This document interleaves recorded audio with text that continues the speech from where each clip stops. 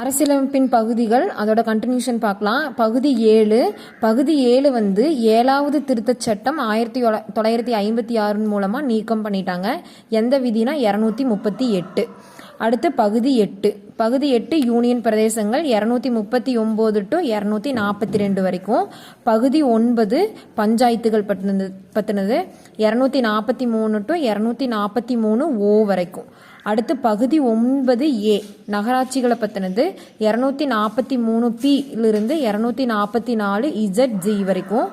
பகுதி 9B கூட்டுறவு சங்கங்கள் 243ZH-லிருந்து 243ZT வரைக்கும்.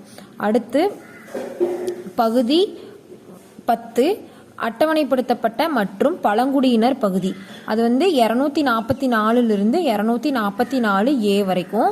அடுத்து பகுதி 11 யூனியன் மற்றும் மாநிலங்களுக்கு இடையிலான உறவு, விதி 245-லிருந்து 263 வரைக்கும்.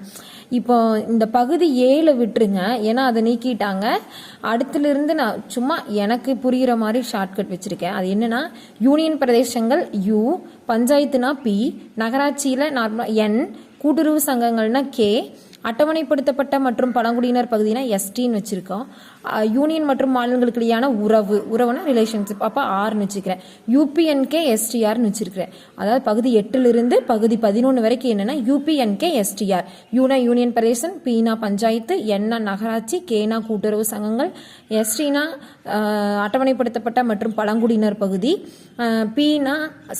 Rனா யூனியன் மற்றும் மாநிலங்களுக்கு இடையிலான உறவு.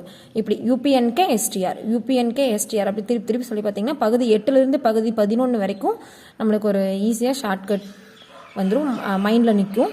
இப்போ உங்களுக்கு எது கம்ஃபர்டபுளாக இருக்குதோ அந்த மாதிரி உங்களுக்கு பிடிச்ச மாதிரி ஷார்ட்கட் வச்சு படிச்சுக்கோங்க.